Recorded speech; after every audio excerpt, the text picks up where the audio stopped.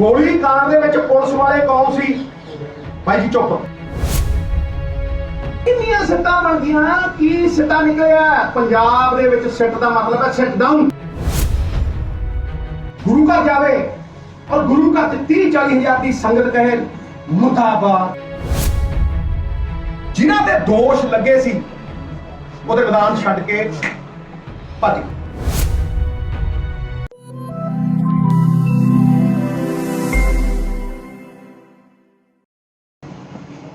ਭਾਈ ਜੀ 2017 ਦੇ ਵਿੱਚ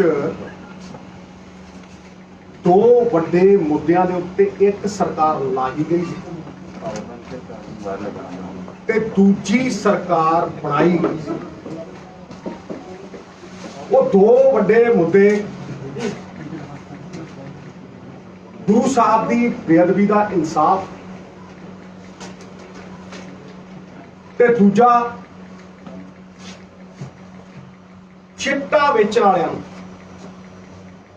जिन्हां साडी जवानी ते कलंक लाया उन्हां नूं सज़ा याफ्ता करना।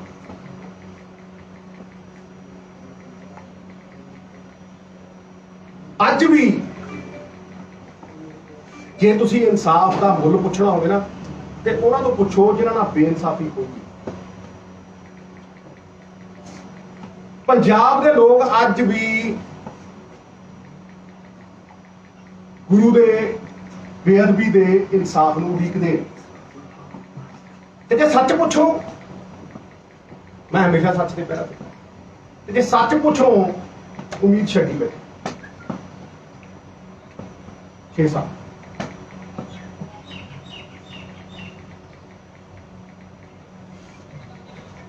अज भी आस नाल जिन्हां मुद्दियां ते सरकार बनाई सी पंजाब दे लोकां ने वो सवाल बने खड़े साडे कोल, वो सवाल ने और लोग ठगे महसूस करते क्योंकि उन्हां सवालों के कोई उत्तर नहीं मिले। पहला मैं उन्हां ते आउणा जिन्हां चिट्टे दा दरिया बनाया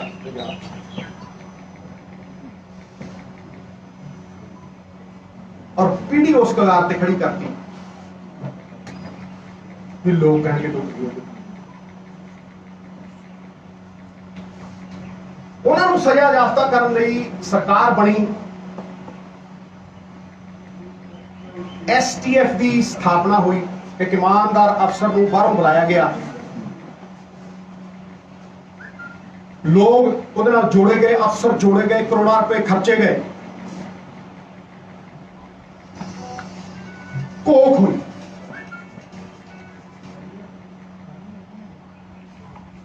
रिपोर्ट बना के सबूत दे नाल दोषियों के नाम पेश किए गए ते हाई कोर्ट नूं वो रिपोर्ट दे दी। जब कुछ अरसा बीतिया तो लोगों ने बुआ खड़काया हाई कोर्ट का भी इन्नी देर क्यों?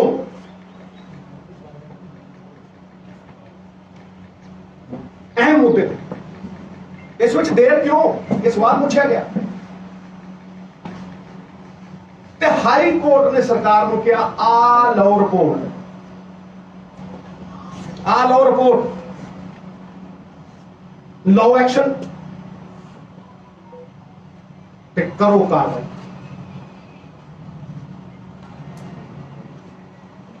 रिपोर्ट टीवी ते लाइव चली, नेशनल चैनल। मैं बेखौफ होके प्रेस कॉन्फ्रेंस की थी और शर्म सबूत पेश किए, पर सरकार कहती असी पढ़ी,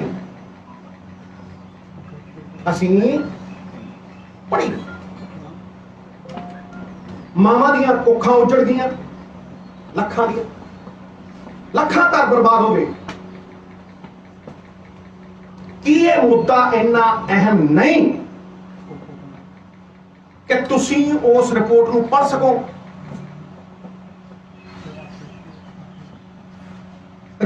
उत्ते एक्शन ले सको।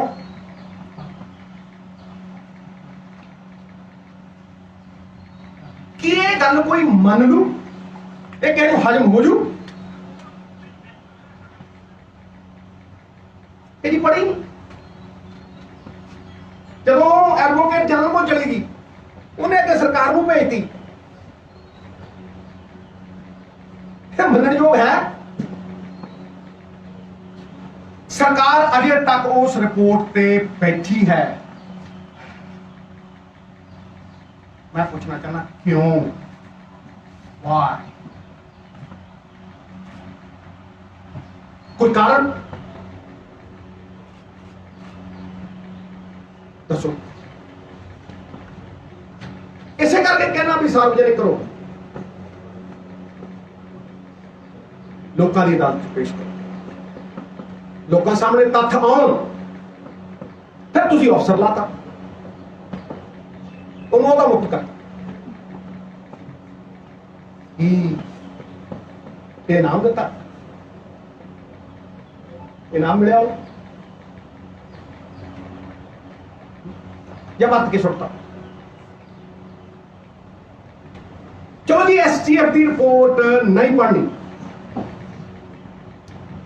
फिर तुसी भोले की आवाज सुन लो।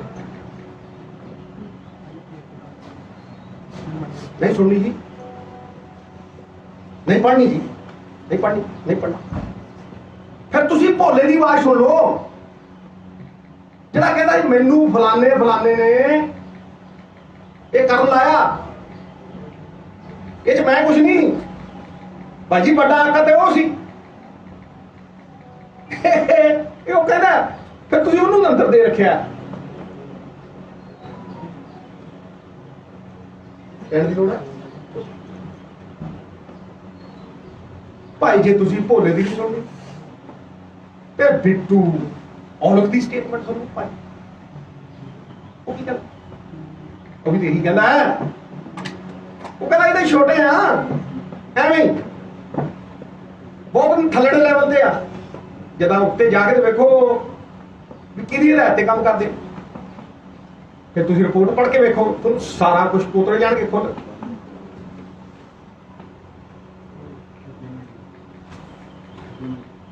तुसी सच नूं क्यों नहीं सुनना चाहते?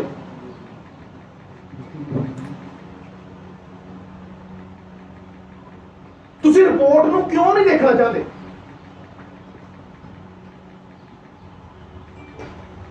ताही लोगों का विश्वास तो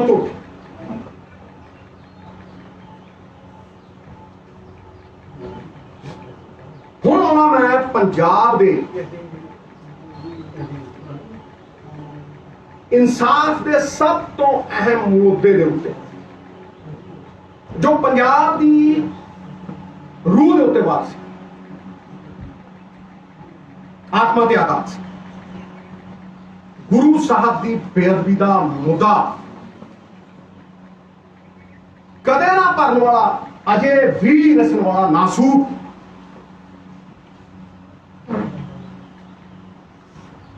सरकार ने इंक्वायरी कमीशन बनाया भाई। कमीशन के मुखी जस्टिस रंजीत सिंह नियुक्त किए, रिटायर, पड़ताल करके प्राइमा फशाई एविडेंस सारे पंजाबियों को समझा रहे हैं, जो दिखता है उस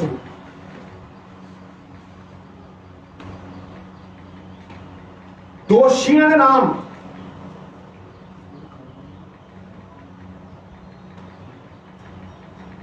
सार्वजनिक करके कहा कि इन्हां दे उत्ते कॉग्निजेबल ऑफेंस बनता। कॉग्निजेबल, मैं एक वकील हाँ, कॉग्निजेबल ऑफेंस उसका मतलब कि बहुत सीरियस किस्म का दोष लगता है।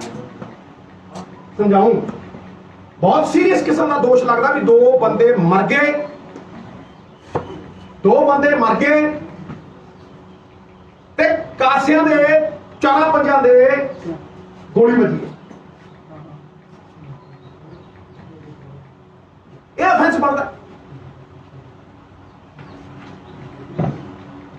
पंजाब विधान सभा दे विच स्पैशल सैशन बुलाया गया भाई। रिपोर्ट टेबल की गई, सार्वजनिक होगी, जी टेबल होगी, लोगों के नुमाइंदियां च आ गई, 2-2 लाख का एक बंदा नुमाइंदा है, वो सार्वजनिक होगी। रिपोर्ट पब्लिक करती, जिन्हां दे दोष लगे सी ਉਹਦੇ ਵਿਧਾਨ ਛੱਡ ਕੇ ਭੱਜ ਗਏ, ਵਿਧਾਨ ਸਭਾ ਚੋਂ ਭੱਜ ਗਏ। ਤੁਹਾਨੂੰ ਪਤਾ ਲੱਗੂ ਵੀ ਇਹ ਗੱਲ ਕਿੱਥੇ ਤੱਕ ਜਾਂਦੀ ਹੈ। ਪਰ ਸਾਰੀ ਦੁਨੀਆ ਨੇ ਦੇਖਿਆ, ਲਾਈਵ ਚੱਲਿਆ, ਸਾਰੀ ਦੁਨੀਆ ਨੇ ਦੇਖਿਆ ਮੇਰੇ ਜਗਤ ਗੁਰੂ, ਦੁਨੀਆ ਦੇ ਗੁਰੂ, ਸ੍ਰਿਸ਼ਟੀ ਦੇ ਮਾਲਕ ਦੇ ਬਾਰੇ 100 MLA ਨੇ ਕੀ ਕਿਹਾ, ਇਕੱਠੇ ਹੋ ਕੇ, ਇਕਮੁੱਠ ਇਕਜੁੱਟ ਹੋ ਕੇ ਕੀ ਕਿਹਾ, नाम ले लेके पुलिस वाले ने साजिश बेनकाब की थी। और क्या कार्रवाई करो, रेजोल्यूशन पे कोई शक, रेजोल्यूशन पे। फिर मैं पूछता हूं, उस तो बाद इन्वेस्टिगेशन एजेंसी कौन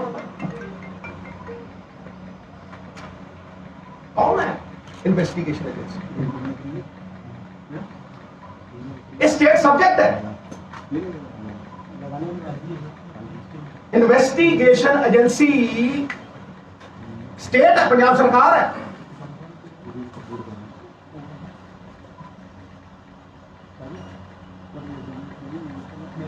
पंजाब के लोगों को कोई समझा दे, कोई, मैं कहना कोई समझा दे कि FIR दे विच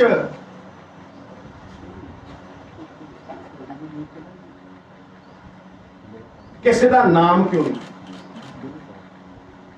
FIR अनपछातियां दी,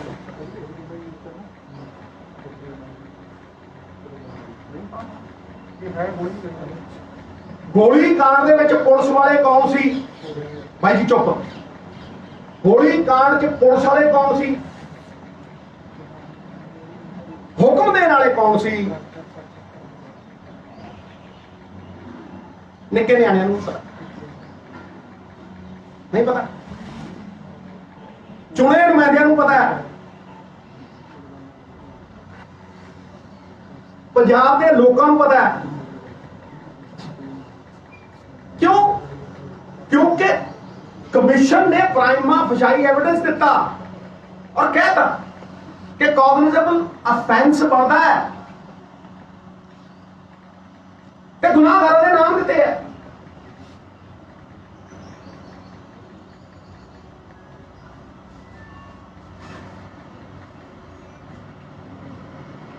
और की है करो बात।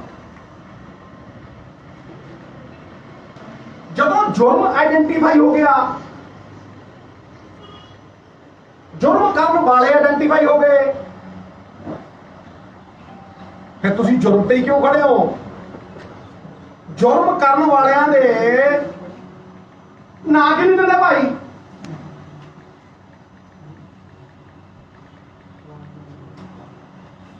उसी चार्जशीट क्यों नहीं दी? मैं क्या आज तक कोई चीज करो, देखो टक देने खबर पुलिस है।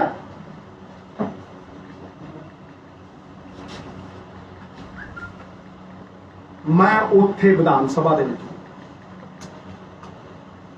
ये जिहड़ी चेन ऑफ कमांड है, हायरकी, सब तो उत्ते कौन हुंदा है? तो फिर एक चेन ऑफ कमांड होती है। मैं जिथे सिरा लगता है, जिथे गल मुकदी है, सुन लो, आओ इंस्पैक्टर आओ ऊपर, IG कहना और ऊपर, और ऊपर। फिर मैं उस कमांड सेंटर का आखिरी कड़ी जोड़ी DGP ते चीफ मिनिस्टर प्रकाश सिंह बादल साहब की गलबात रात को 2:30 बजे, 2 फोन। कोई शक रह गया?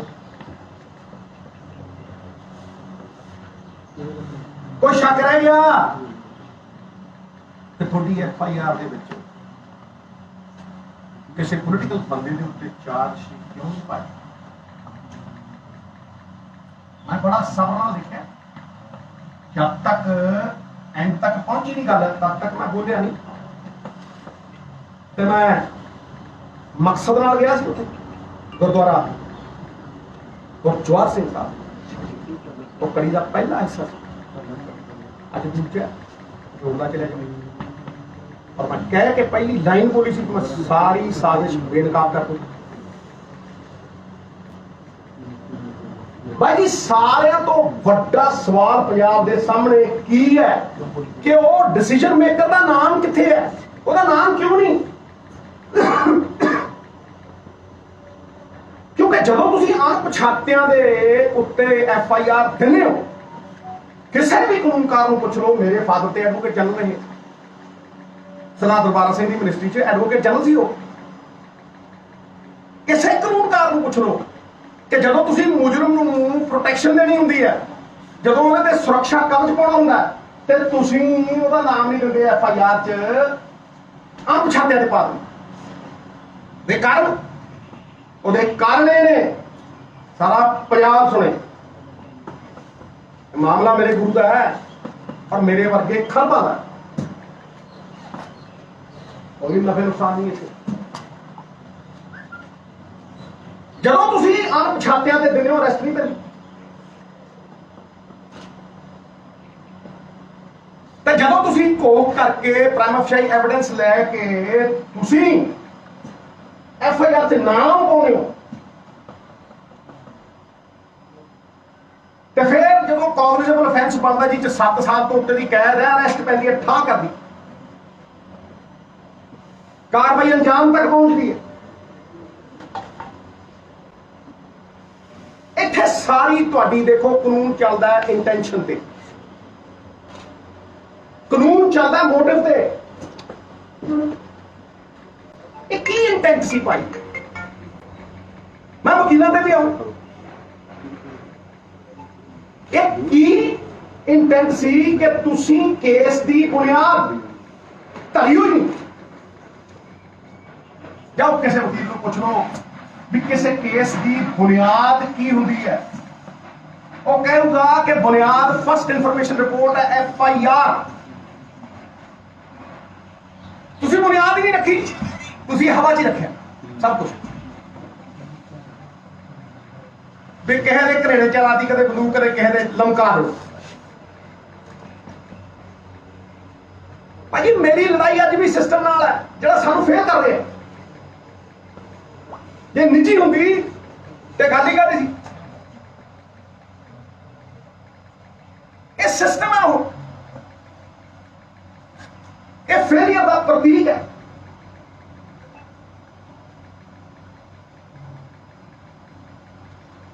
ਇਹ ਸਾਫ਼ ਦਰਸਾਉਂਦਾ ਕਿ ਤੁਹਾਡੀ ਇੰਟੈਂਟ ਕੀ ਹੈ। इंटेंट मनसूबा मंशा सारा समझाओ। फिर भाई जी जो बुनियाद ही है नहीं, नाम ही है नहीं, पर ले आओ किडे को किड्डा वड्डा वकील वो की कर लू वो की कर लू बगैर बुनियाद किवें खड़ी करोगे इमारत टैजू। पर फिर भी पंजाब सरकार सरकार भाई जी सरकार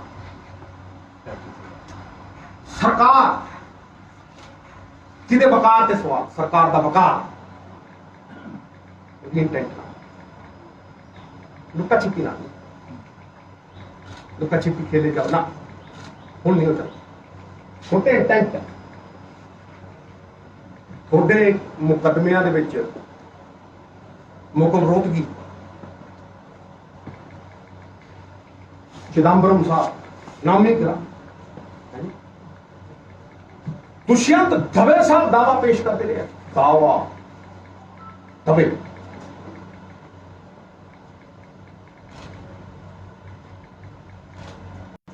साहब आरती आनंद जिन्हों को वड्डी अहमियत पंजाब च उहदा ही उहदा नाम ते उन्हां दे केस दे विच एडवोकेट जनरल पेश नहीं तो बड़े वकील गल चली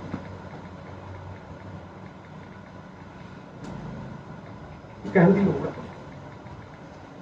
है जी कि इन्वेस्टिगेशन एजेंसी को पता नहीं सी कि FIR किवें होई भाई जी 2015 च ले लो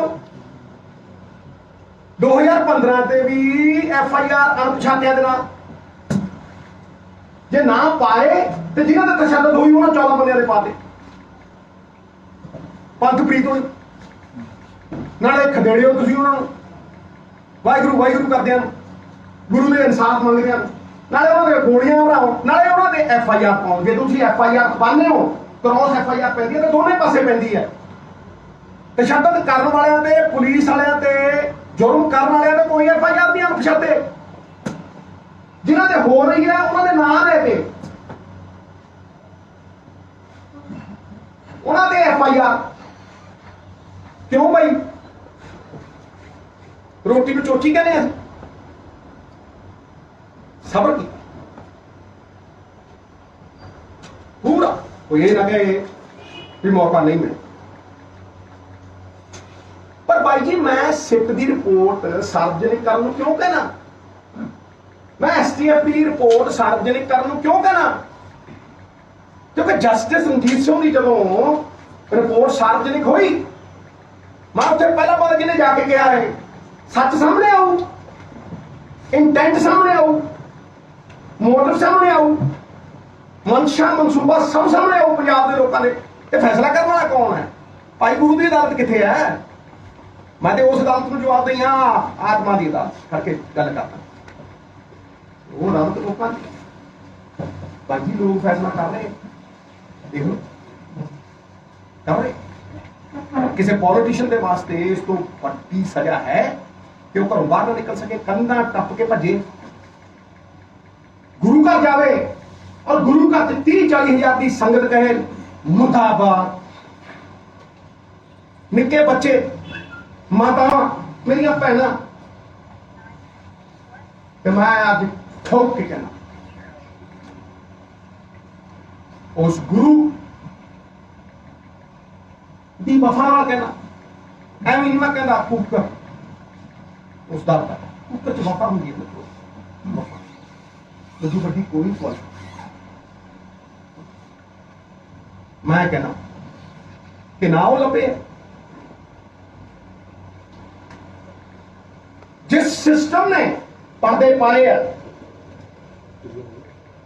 ਉਹਦਾ चकनाचूर होना सी इसे करके चकनाचूर और जड़े कपड़े भी पाते हैं लपड़े वो भी आ गया सर आ गया सर भाजी असी तो जर्रे भी नहीं ब्रह्मांड के मालिक आदि आनंद साड़ी तो जर्रे की पार्टी ना मैं सिट के उत्ते तद कोई टिप्पणी करूँ जो सिट की रिपोर्ट मेरे कोल इन्वेस्टिगेशन एजेंसी ने पागल बादल सारे FIR कराने वाले जिदन सिट की रिपोर्ट मेरे हाथ चो तो मैं टिप्पणी करूं भाई जी मैं किताब का कवर देख के ਉਹਦੇ ਬਾਰੇ ਅੰਦਾਜ਼ੇ ਨਹੀਂ ਲਾ ਮੈਂ ਪੜੂ ਤੇ ਫਿਰ ਪਿਛਲੇ ਇੰਨਿਆਂ ਸਾਲਾਂ ਤੋਂ ਪੰਜਾਬ 'ਚ ਕਿੰਨੀਆਂ ਸਿੱਟਾਂ ਬਣ ਗਈਆਂ ਕੀ ਸਿੱਟਾ ਨਿਕਲਿਆ ਇਹ ਮੇਰਾ ਅਨੁਭਵ ਹੈ ਉਹ ਕਿੰਨੀਆਂ ਸਿੱਟਾਂ ਬਣ ਗਈਆਂ ਕੀ ਸਿੱਟਾ ਨਿਕਲਿਆ ਪੰਜਾਬ ਦੇ ਵਿੱਚ ਸਿੱਟ ਦਾ ਮਤਲਬ ਹੈ ਸਿੱਟ ਡਾਊਨ ਬੈਠੋ ਹੋਏ ਚੁੱਪ ਕਰਕੇ ਇਹ ਮਤਲਬ ਹੈ ਸਿੱਟ ਜਾਓ ਸਿੱਧੂ ਕਰ ਕੱਟ ਤੂੰ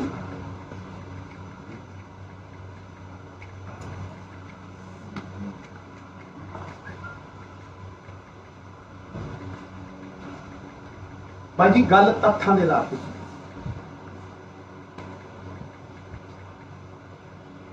ना काबू से दोस्ती, ना काबू से बैर,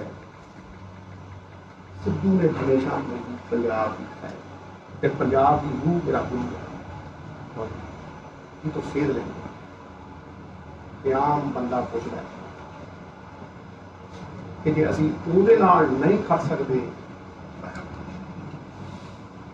ਉਹਦੇ इंसाफ ਦੇ ਉੱਤੇ ਰਾਜਨੀਤੀ ਕਰਦੇ ਕਿ ਅਸੀਂ ਕਿੱਥੇ ਖੜੇ ਭਾਈ ਜੀ ਕਿੱਥੇ ਖੜੇ।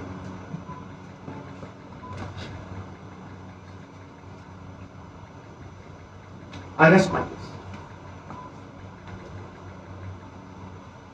सिद्धू साहब एक सवाल है ਤੁਹਾਨੂੰ ਇਸ ਕੇਸ ਦੀ ਸਭ ਤੋਂ ਸਟਰੋਂਗ ਵਿਕਟ ਸੀ ਜਿਹੜੀ ਹੋਰ ਵਿਜੇ ਪ੍ਰਤਾਪ ਜਿਨ੍ਹਾਂ ਨੇ ਇਨਵੈਸਟੀਗੇਸ਼ਨ ਕੀਤੀ 4-5 ਸਾਲ ਮਿਹਨਤ ਲਾਈ ਇਸ ਪੂਰੇ ਮਸਲੇ ਤੇ ਅੱਜ ਗਵਰਨਰ ਹਾਊਸ ਤੱਕ ਖਬਰ ਆ ਰਹੀ ਹੈ ਉਹ ਪਹੁੰਚ ਰਹੇ ਆ ਤੇ ਅਸਤੀਫਾ ਆਪਣਾ ਦੇ ਰਹੇ ਆ। ਇਸ ਤੋਂ ਪਹਿਲਾਂ ਸੀਐਮ ਨੂੰ ਭੇਜ ਚੁੱਕੇ ਨੇ, ਚੀਫ ਸੈਕਟਰੀ ਨੂੰ ਭੇਜ ਚੁੱਕੇ ਨੇ।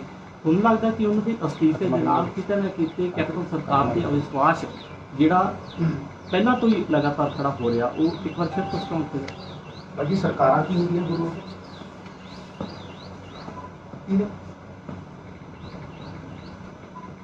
ਤੁਹਾਨੂੰ ਜ਼ਿਆਦਾ ਮੈਂ ਕਹਿੰਦਾ ਪੁੱਛ ਰਿਹਾ ਜਵਾਬ ਹੀ ਦੇ ਕੀ ਨੇ ਭਾਈ ਸਰਕਾਰਾਂ ਸਰਕਾਰਾਂ ਦਾ ਕੋਈ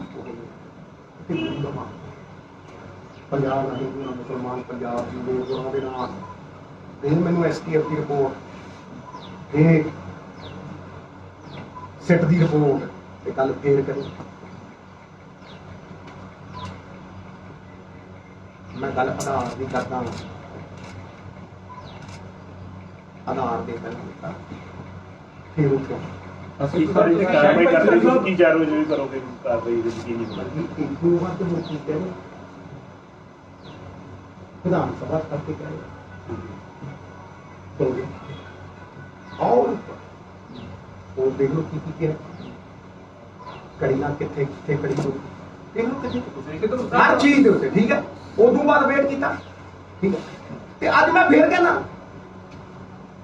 इंच मेरी तेरी कुछ नहीं इंच सरकार कुछ नहीं मित्रा इंच ते सर्वोच्च है सब तो उच्चा ਤੁਸੀਂ ਇਸ ਮਾਮਲੇ ਤੇ ਕੈਪਟਨ ਸਾਹਿਬ ਨਾਲ ਦੁਬਾਰਾ ਮੀਟਿੰਗ ਕਰੋ ਚਰਚਾ नेतर प्यार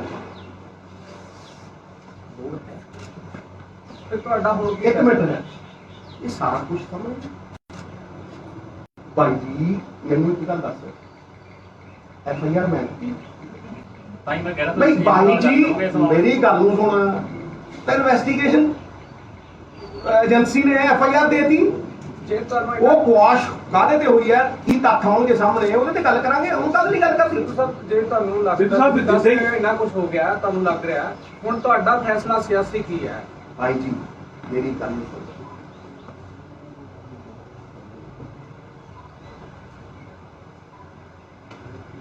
फैसले करना सब कुछ मेरी गल मेरा फैसला इस चीज में किवें इफेक्ट कर दू एक मिनट मेरे फैसले आप मुद्दे की गल करिए फिर तुम मेरे फैसले वालों ले जाओगे पर ये फैसले वाली गल ही नहीं है छोटे वीर ये गल हैगी है गुरु साहब दे केस दी ये गल हैगी है ड्रग्स दे केस दी ये गल हैगी है तत्थां दी ਇਹਦੇ ਚ ਮੇਰਾ ਫੈਸਲਾ ਕਿੱਥੋਂ ਫਿਰ ਮੈਂ ਤਾਂ ਕਰਨਾ ਵੀ ਅਸੀਂ ਵੀ ਤਾਂ ਇਹ ਕਹਿੰਦੇ ਆ ਵੀ ਜਿਨ੍ਹਾਂ ਲੋਕਾਂ ਦਾ ਤੁਸੀਂ ਨਾਮ ਲੈ ਰਹੇ ਹੋ ਕਿਤੇ ਨਾ ਕਿਤੇ ਉਹ ਸਰਕਾਰ ਤੁਸੀਂ ਨਾਲ ਹੋ ਕਿਸੇ ਤਰੀਕੇ ਨਾਲ ਭਾਈ ਜੀ ਭਾਈ ਜੀ ਦੇਖੋ ਇੱਕ ਮਿੰਟ ਭਾਈ ਜੀ